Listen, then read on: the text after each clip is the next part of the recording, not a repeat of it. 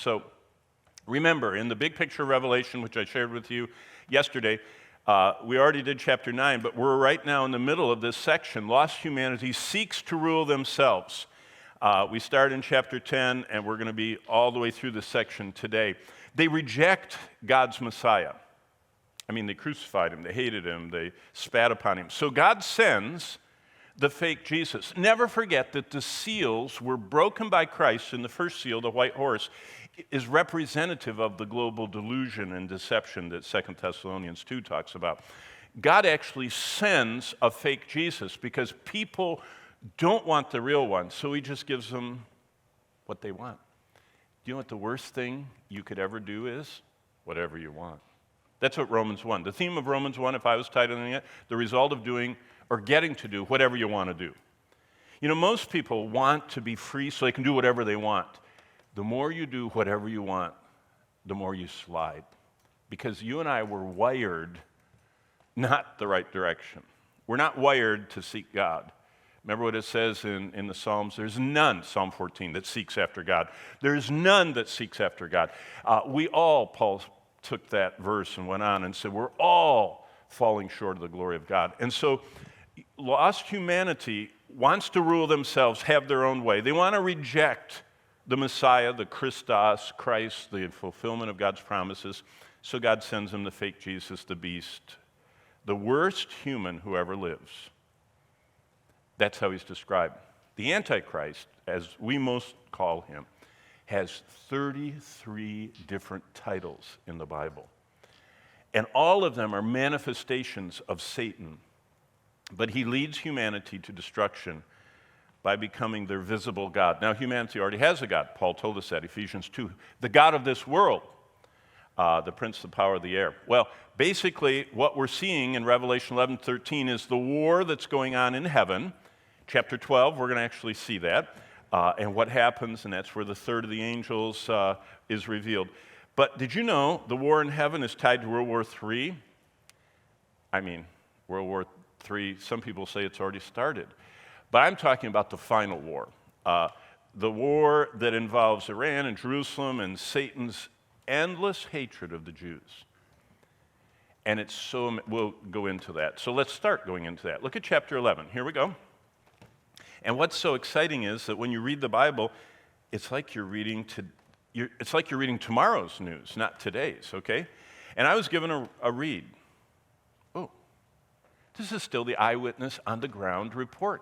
Just imagine John is a CNN or whatever news network you watch, reporter that's right on the scene of something happening.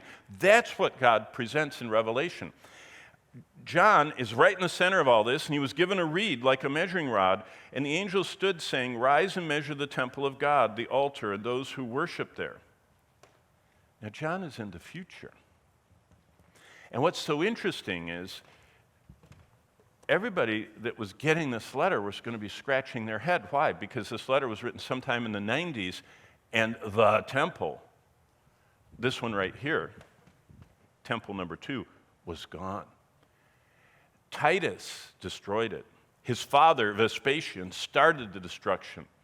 His brother, Domitian, reaped the benefits of the destruction. But Titus, the general from the Mount of Olives, oversaw the destruction of Jerusalem and the killing of 1 million Jews. So by the time John's writing this, they're going, the temple and those who worship there, the temple of God, it's gone. You see, the first one was gone when Nebuchadnezzar came in 586 BC. The second one was gone when the Romans came in AD 70. But John tells us, and that's our first lesson in Revelation 11, that there's a third temple coming that's going to stand in Jerusalem. The first temple was Solomon's, built between 970 and 950. The second temple was Herod's. Remember, 46 years the temple was being built. Remember when Jesus said, "Destroy this temple and I'll rebuild it in 3 days," and the people went, 46 years? Yeah. It had started in 20 BC, and when Jesus said that in 26 AD, it had been continuously built. And any of you that go to Israel, if Mark Strout takes you down the rabbinic tunnel, you'll see right where the workmen stopped. They were going chunk, chunk, chunk, chunk on the stones of the walkway called the rabbinic passageway, and they just stopped, put their tools down, it's unfinished. It's amazing to see that this temple was being built even during the time of Christ. But there's coming a third temple. And that third temple is during the tribulation, and then of course that gets dissolved when everything else gets dissolved, as 2 Peter 3 tells us, and there's going to be this final temple on earth before heaven where God is the temple, and that's going to be in the millennium. So basically, there's a future Jewish temple during the tribulation in Jerusalem. That statement I just said that you see in front of you is why the whole world right now is anxious about Israel. Because the Israelis are focused on being this nuisance to the whole world.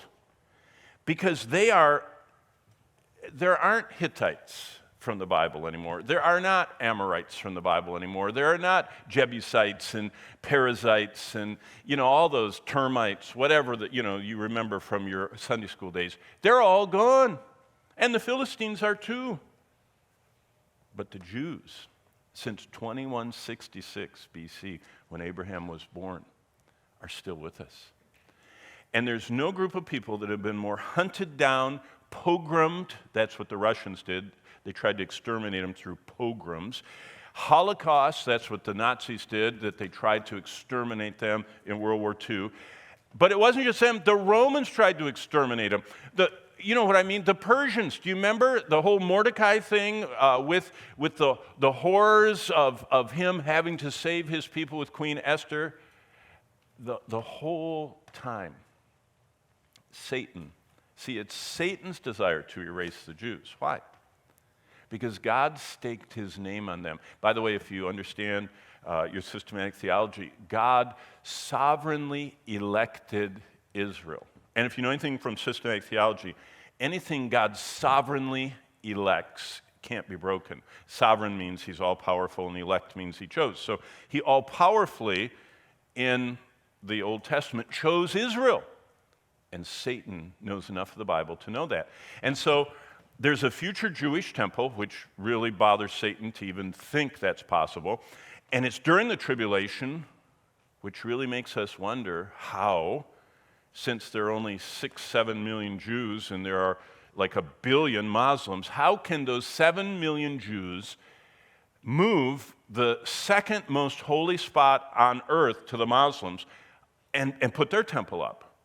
Because, it seems like something like that's going to happen. How do we know there's a temple during the tribulation? Because Daniel saw it in Daniel 9 when he predicts the future. Jesus saw it. That's the whole context of Matthew 24. Jesus speaks from a Jewish context, and he says, when you Jews see the abomination that causes desolation standing in the temple. Now, Jesus was referring to a historic event. He was referring to when the temple during the Maccabean period, that's where we get Hanukkah and all that, the December Jewish holiday, there was this bad guy called Antiochus Epiphanes. And Antiochus Epiphanes sacrificed a pig on the altar in Jerusalem in the temple to desecrate it. And so it just made the Jews so mad, they rose up and they fought him off, and it started the Maccabean revolt.